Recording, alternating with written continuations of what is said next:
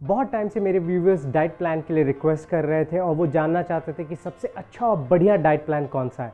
तो इस वीडियो में मैं आपको बताऊंगा कीटोजेनिक डाइट के बारे में, जिसे आप कीटो के नाम से भी जानते हैं।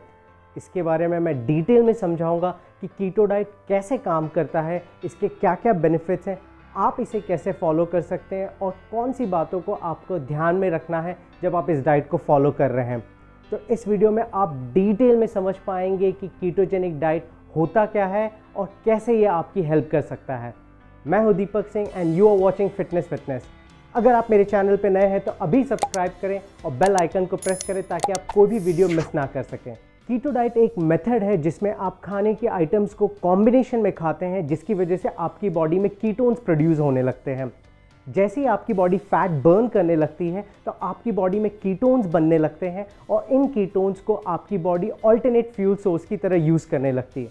इनफैक्ट आपकी बॉडी कीटोन्स पे काम करना ज़्यादा पसंद करती है क्योंकि कीटोन्स बहुत ज़्यादा इफेक्टिव है, बहुत ज़्यादा एफिशिएंट है और इसमें बहुत ज़्यादा एनर्जी होता है और वेस्टेज बहुत ही कम होता है।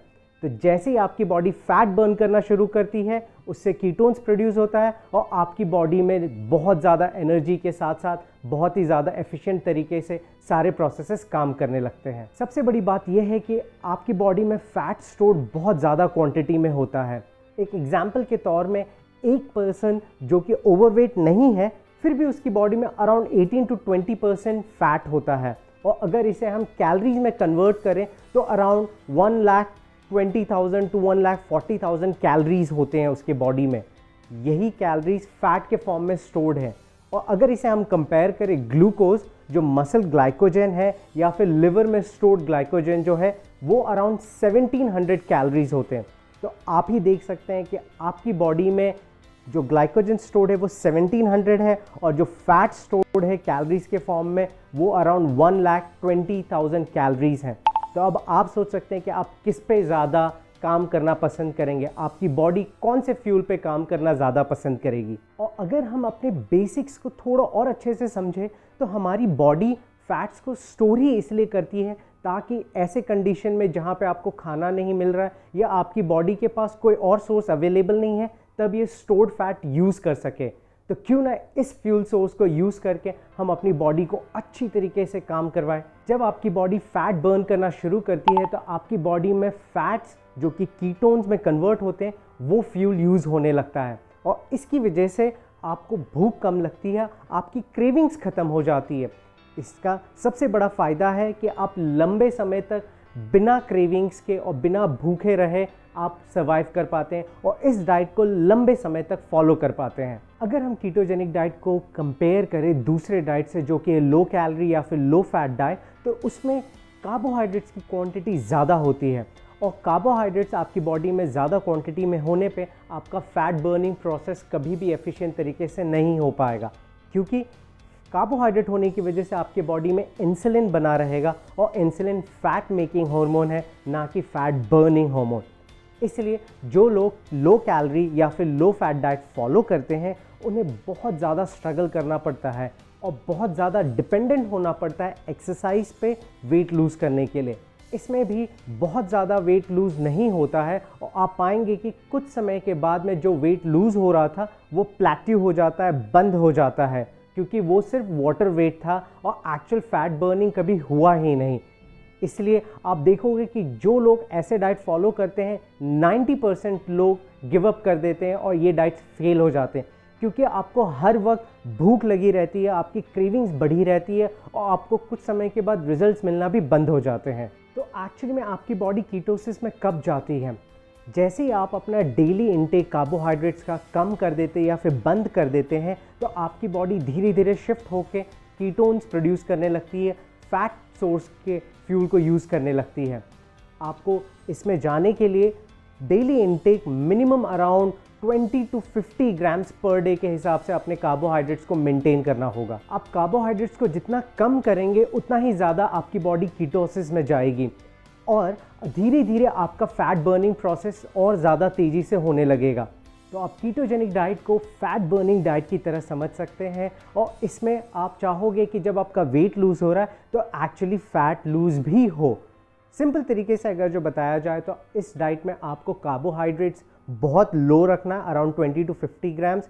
प्रोटीन की क्वांटिटी आपको मॉडरेट रखनी है, हाई क्वांटिटी नहीं रखनी है प्रोटीन की, ये मॉडरेट क्वांटिटी है। और इसमें आपको हाई क्वांटिटी में फैट्स खाने हैं ताकि आपकी बॉडी ज़्यादा से ज़्यादा फैट सोर्स फ्यूल यूज़ कर सके और फैट्स को बर्न कर सके। ज़्यादातर लोग मिसकंसेप्शन का शिकार होने की वजह से ये सोचते हैं और कंफ्यूज रहते हैं कि फ़ैट उनकी बॉडी को नुकसान पहुंचाएगा, लेकिन अगर आप अपने कार्बोहाइड्रेट्स का इंटेक कम रखते हैं और फैट कंजम्पशन ज़्यादा करते हैं तो आपकी बॉडी फैट्स को फ्यूल की तरह यूज़ करने लगती है और एक फ़ैट बर्निंग मशीन बन जाती है और फैट्स खाने पे आपको कोई भी नुकसान नहीं होगा। तो अब डिस्कस करते हैं कीटोजेनिक और दूसरे डाइट्स के बारे में।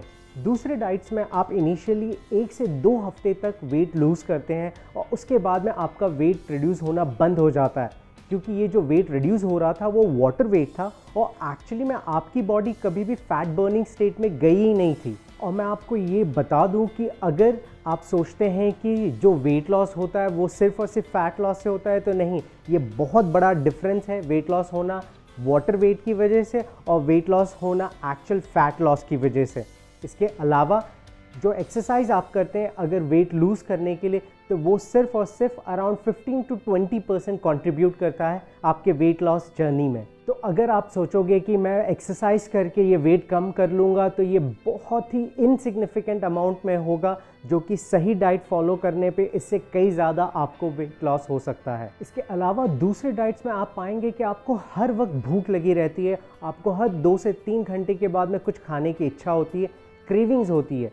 तो आप ही सोचिए कि अगर आपको हर वक्त भूख लगे रहे तो आप कैसे किसी डाइट को फॉलो कर पाएंगे।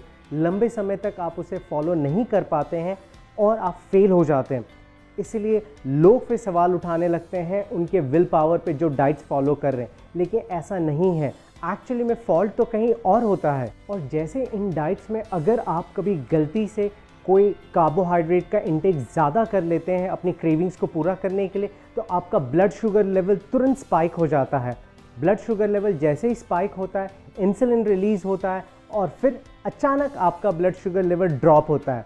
ड्रॉप होने पे तुरंत फिर से आपको वो क्रेविंग्स होने लगती है और आपको फिर से इच्छा होने लगती है कुछ ना कुछ खाने की, कुछ ना कुछ कंज्यूम करने की, और ये साइकिल फिर चलते जाता है। जबकि आप कहेंगे कि हेल्दी कीटोजेनिक डाइट में आपकी बॉडी फैट बर्न करना शुरू कर देती है और इससे आपको बहुत सारे बेनिफिट्स मिलते हैं।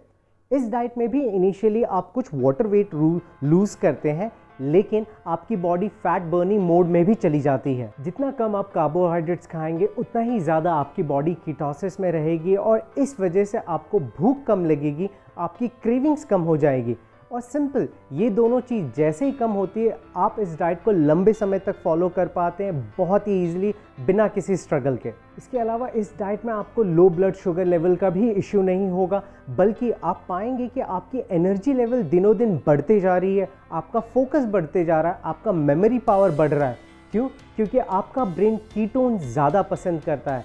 कीटोन्स पे आपका ब्रेन ज़्यादा बेहतर तरीके से परफॉर्म कर पाता है, ज़्यादा एफिशिएंटली काम कर पाता है। इसके अलावा आपकी बॉडी में इन्फ्लेमेशन कम होने लगती है और अगर आपकी बॉडी में स्टिफनेस है या फिर पेन है तो वो भी धीरे धीरे कम होने लगता है। और सबसे अच्छी बात, आपकी स्किन ग्लो होने लगती है। तो जो मेन पर्पस है कीटोसिस में जाने का और अल्टरनेट फ्यूल यूज़ करने का, वो ये है कि आप अपनी बॉडी में इंसुलिन का लेवल नॉर्मलाइज कर सकें।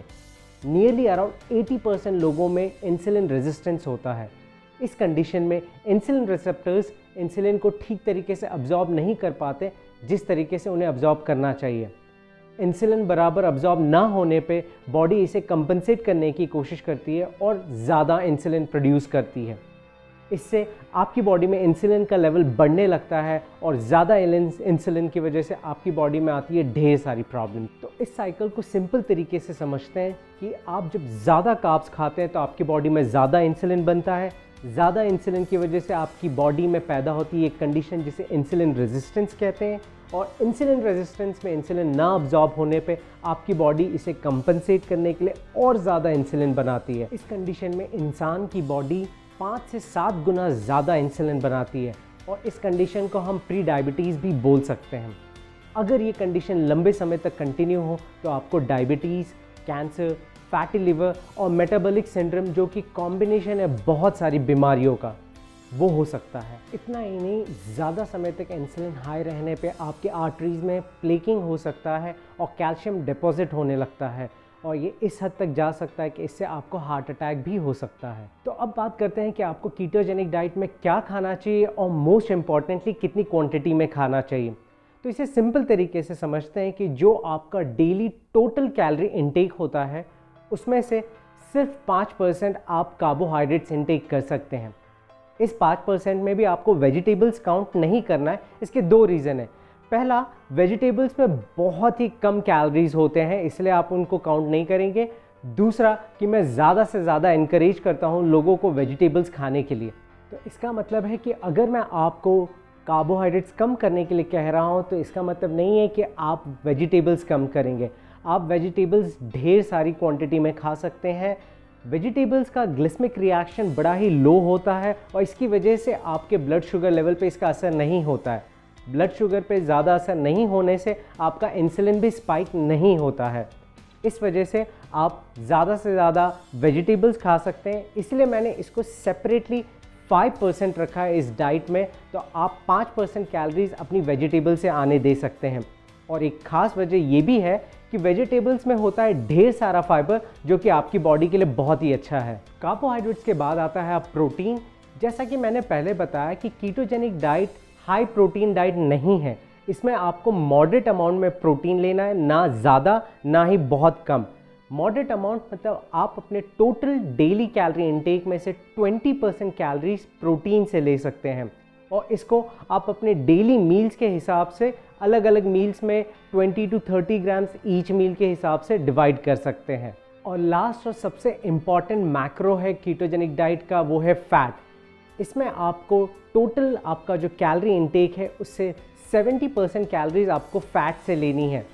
ये सुन के आपको 70% बहुत ज़्यादा लग रहा होगा या शॉक भी लग रहा होगा, लेकिन हम जब इस 70% को एक्चुअली में ग्राम्स में कन्वर्ट करेंगे तो आप पाओगे कि ये बहुत ज़्यादा एक्चुअल फैट नहीं है, क्योंकि 1 ग्राम फैट में होता है 9 कैलोरीज, जबकि 1 ग्राम प्रोटीन और कार्बोहाइड्रेट्स में होते हैं 4 कैलोरीज। तो एग्जाम्पल के तौर पे अगर हम 1600 हमारी डेली कैलोरी इनटेक रखते हैं तो समझते हैं कि हमारी प्लेट में कौन सा मैक्रो कितनी क्वांटिटी में आएगा।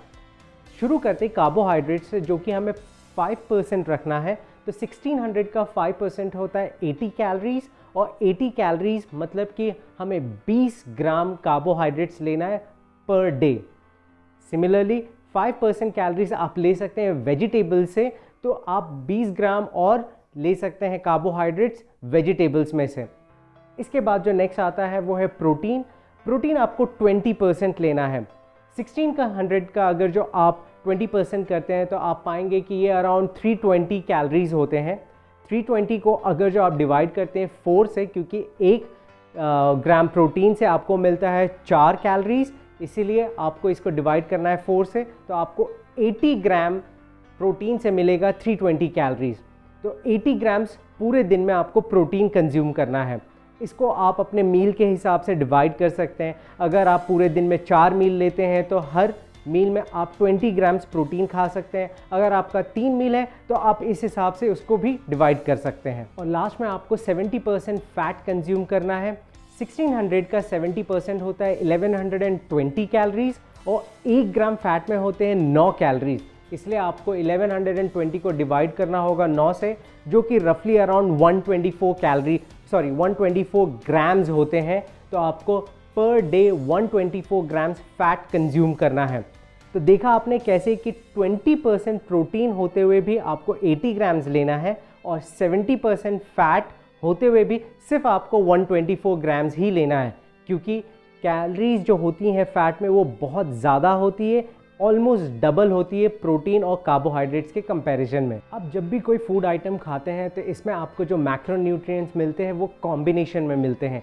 जैसे कि प्रोटीन खाने के लिए आप पनीर, चीज़, फिश, एग, मटन, चिकन खाते हैं, तो इस प्रोटीन के साथ साथ आपको मिलता है हाई क्वालिटी का फ़ैट। और अगर आप इंडिविजुअल फ़ैट सोर्सेज देखने जाएं तो आपको मिल सकता है घी, बटर, एवोकाडो में थोड़ा बहुत कार्बोहाइड्रेट भी होता है, ये एक फ्रूट है इसलिए इसके साथ में कार्बोहाइड्रेट्स आते हैं। और स्पेसिफिकली 5% जो कार्बोहाइड्रेट है वो आप कंज्यूम कर सकते हैं सीड से, नट से, जैसे कि आलमंड्स हो गया, पीनट बटर हो गया, पीनट हो गए, तो ये आपको कंज्यूम करना है कार्बोहाइड्रेट्स की इनटेक के लिए। और लास्ट में मैं ये क्लियर कर दूं कि आपको इस कीटोजेनिक डाइट के दौरान कौन सी चीज़ों को बिल्कुल अवॉइड करना है, बिल्कुल भी कंज्यूम नहीं करना है, क्योंकि लोग अक्सर कंफ्यूज रहते हैं कि जो 5% अलाउड कार्बोहाइड्रेट्स हैं उसमें काफ़ी लोग गलत चीज़ें खाने लगते हैं। तो आपको जो अवॉइड करना है वो है ग्रेन्स, ब्रेड, पास्ता, नूडल्स, आप इसके अलावा जो शुगरी आइटम्स हैं, कोल्ड ड्रिंक्स हैं और जो पैकेट जूसेस आते हैं उसे आप बिल्कुल अवॉइड करें। मीठा आप बिल्कुल, जो आर्टिफिशियल स्वीटनर्स है उनसे दूर रहें। और अगर आपको अपनी चाय या कॉफ़ी को मीठा करना है तो आप स्टीविया या फिर ज़ाइलोटॉल का इस्तेमाल कर सकते हैं। बेसन और मैदे वाली चीज़ों को भी इस 5% अलाउड कार्बोहाइड्रेट्स में इंक्लूड ना करें, क्योंकि ये आपके लिए अच्छा नहीं होता है।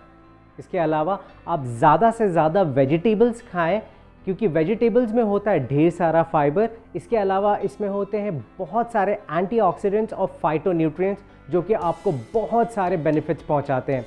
लेकिन वेजिटेबल्स में आपको पोटैटो और स्वीट पोटैटो को इंक्लूड नहीं करना है, क्योंकि इसमें होता है स्टार्च जो कि आपके ब्लड शुगर लेवल को स्पाइक करता है और फिर इंसुलिन भी स्पाइक होने लगता है। इसके अलावा आपको सोया ऑयल, कनोला ऑयल और जो कॉर्न ऑयल है उससे दूर रहना है, उसका यूज़ नहीं करना है। इसके बदले आप यूज़ कर सकते हैं कोकोनट ऑयल, घी, बटर, ऑलिव ऑयल या फिर सरसों का तेल, जो कि आपके लिए बहुत ही बेनिफिशियल है। तो ये था पूरा डिटेल कीटोजेनिक डाइट के बारे में। मैं उम्मीद करता हूँ कि मैं आपको सारी डिटेल्स बता पाया हूँ। अगर आपका कोई भी सवाल है, कोई भी डाउट है, तो आप कमेंट सेक्शन में पूछ सकते हैं, मैं उसका डेफिनेटली आंसर दूंगा आपको। तो आज से ही शुरू करें कीटोजेनिक डाइट और खुद एक्सपीरियंस करें इसके अमेजिंग बेनिफिट्स को। Thank you for watching, see you in the next video. Till then, stay healthy, stay fit, bye bye.